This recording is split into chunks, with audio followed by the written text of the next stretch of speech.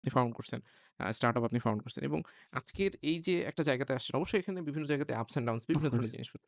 But overall মানে লাইফের ব্যাপারে আপনার আসলে পারসেপশনটা কি? মানে কিছু জায়গাতে কি এবং আপনি তো এক্সট্রিমলি পরিশ্রম করেন। আমাদের বাইরে থেকে মনে হয় কি যে আমি তো একটু কম পরিশ্রম করি এজন্য আমার লাইফে অনেক রিগ্রেটস। হ্যাঁ। কিন্তু যে অনেক পরিশ্রম করে তার কি কোনো রিগ্রেটস বা এই টাইপের জিনিসপত্র হয় হ্যাঁ, কিনা অফ ভাইয়া? কোর্স ভাই আসলে হ্যাঁ, সবকিছু রিলেটেড। আমি বলব হুম, কি আসলে না ইমপ্যাক্ট যেটা হয় বয়স হতে, হতে যেটা হয়। এখন যখন আমি আমার লাইফকে দেখি, আমি দেখি যে আসলে আমি আমার নিজের স্কোর কার্ডটা কি এবং খুব যে সুন্দর তা তো না।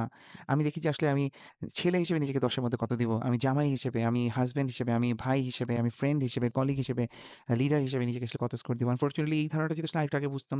আরো আগে আসলে রাকিব যেটা হয়েছে যে ওই যেটা হয় মানুষ যেটাতে পরিশ্রম করবে সেটাই তো রেজাল্ট আসবে, বুঝছো? রাইট। আনফরচুনেটলি একটা সময় মনে হয়েছিল যে সুন্দর করে এটা তৈরি করি, এটা আগাই।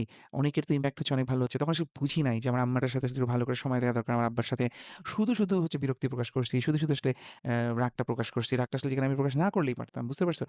এখন তো আসলে ওই সুযোগগুলো নাই। আল্লাহ উনাদেরকে নিয়ে গেছেন। সো বাট আমার মানে হাসব্যান্ড হিসেবে যখন ধরো আমার ওয়াইফের ১ম বেবি হচ্ছে, আমি অনেক কিছু পড়াশোনাই করিনি। আমি জানিই নাই ওই সময় যে একটা হুম, এক্সপেক্টিং মায়ের কত হচ্ছে আসলে অ্যাটেনশন দরকার। হুম, বুঝছো? এখন তো আসলে আমি ওই সুযোগগুলো পাবো না। উনার আসলে ওই সময় উনার মানে কোথায় যাচ্ছি, হুম, একটা জায়গায় অনেকক্ষণ রাখতেছি কিনা, বসার কষ্ট হচ্ছে কিনা, পায়ে ব্যথা হচ্ছে কিনা, এগুলো তো আমি খেয়ালই করি নাই। ও যখন আসলে অনেকদিন পরে আমাকে হয়তো কখনো মন খারাপ করে বলছে, পরের বাবুটার ক্ষেত্রে হয়তো আমি কিছুটা করার সুযোগ পাইছি। আমার মেয়ের ক্ষেত্রেও ধরো যখন প্যারেন্ট হইছি, হুম, অনেক কিছু বুঝি নাই। আমি ভাবি আসলে ওটা বুঝবে না কারণ আমি বকা দিচ্ছি হুম, বলতেছি। হুম, বাট ও তো আসলে বাচ্চা। ওকে তো আসলে ওর মতো করে বলতে হবে। সো বাবা হিসেবে ধরো ১ম হুম, কয়েক বছর আসলে অনেক ভুল করেই ফেলছি। সো রাকিব আমি বলব যে আম আম দারুণ একটা লেখা আছে আসলে প্রফেসর ক্লেটন ক্রিস্টেনসেনের। উনি আচ্ছা। উনি উনি আসলে এটা হয়েছিল কি তোমার ২০০৮ সালে হুম, তখন ওই যে মাত্র হার্ভার্ডের একটা ব্যাচ হুম, ঢুকছে এবং তখন তো সবাই কত খুশি যে এত প্রতিকূলতা পার হয়ে আমরা হার্ভার্ডে আসছি। সো লাইফটা তো মেইড। ঠিক হুম, ১-২ সপ্তাহ পরে গ্লোবাল রিসেশন হয় ওই সময় ২০০৮ এ। পুরো ব্যাচটার মন খারাপ। হুম, উনি যখন ক্লাস নিতে গেছে, উনি আর টপিক না পড়ায় ওদেরকে তখন একটা বক্তৃতা দিছেন মানে হুম, ইন্সপায়ার করার জন্য। উনিও খুবই মুভড হয়েছিলেন আসলে। এই বাচ্চাগুলোর মুখ-টুখ দেখে মনে হচ্ছে শেষ। আসলেই একটা ব্যাচে তখন ক্ষতি হয়। কারণ জেনারেলি হুম, ব্যাচগুলো কি হয় তোমার ফার্স্ট ইয়ার থাকতেই জবে চলে যায়। ওই আচ্ছা, ব্যাচগুলোর আর হয় না। ওই আচ্ছা। ব্যাচগুলো আসলে ওই কষ্টটা কখনোই কাভার করতে পারে না। বুঝছো? ওই ব্যাচগুলোর আসলে ক্ষতি হয়ে যায়। বাট হুম, উনি তখন ওদের কাছে জিনিস শেয়ার করছেন অন্য একটা জিনিস যে, হুম, "দেখো, how do you measure your life?" যে উনি বলছে, "দেখো আমি আমার হার্ভার্ডের" উনি অক্সফোর্ডে ছিলেন, তারপরে হার্ভার্ডে পড়াশোনা করে আসছেন। উনি বলছে যে আমি যখন আমার রিউনিয়ন গুলোতে এখন যাই, আস্তে দেখি কি ইনক্রিজিংলি আমার ক্লাসমেটস এর কেউ ডিভোর্সড, কেউ জেলে গেছে।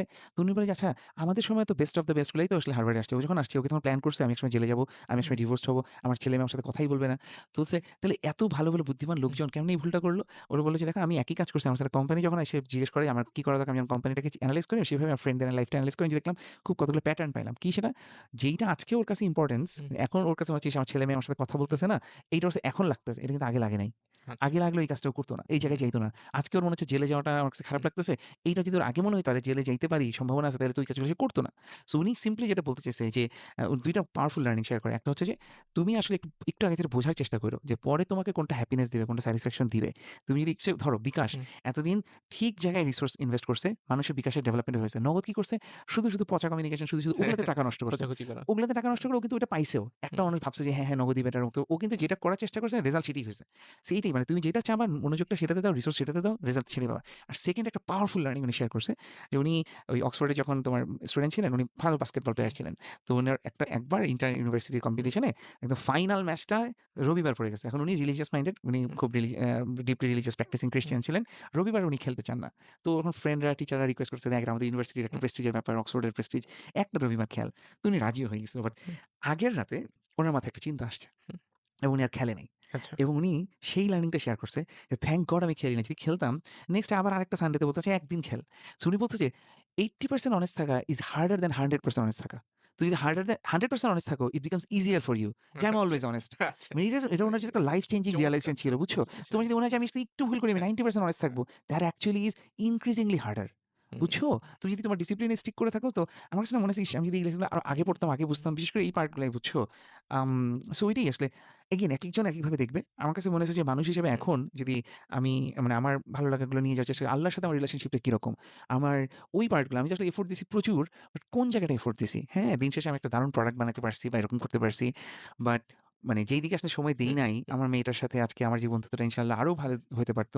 আমি রাকিব ওইদিকে বলব হুম। যে পরিশ্রমের থেকেও পরিশ্রমটা আসলে কোন দিকে হচ্ছে ওইটা আসলে জরুরি। প্রায়োরিটি গুলো সেট করা। রাইট ভাইয়া রাইট। আই উইশ মানে আই হুম, প্রে যে সবাই আসলে হ্যাঁ, ওই পার্ট গুলো একটু করে। সো ক্লেটন ক্রিস্টেনসেন এর খুব মানে পরে যেটা হইছে স্টুডেন্টরাই হ্যাঁ, উনার ওই স্পিচটা উনার পারমিশন নিয়ে ওটা পাবলিক করে দিছিল। আচ্ছা, হ্যাঁ? এবং পরে এইচবিএস হার্ভার্ড বিজনেস স্কুল উনাকে রিকোয়েস্ট করে ওইটা পাবলিশও করছে। আচ্ছা, সো এটা পাওয়া যায় আরকি ছোট্ট একটা লেখা যে হুম, how do you measure your life?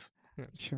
অসংখ্য ধন্যবাদ ভাইয়া। মানে অনেকগুলা জিনিস আমি ওই মন্ত্রমুগ্ধের মতো শুনলাম এবং অলমোস্ট আজকে ডিসকাশন ১.৫ ঘন্টার বেশি হইছে। বাট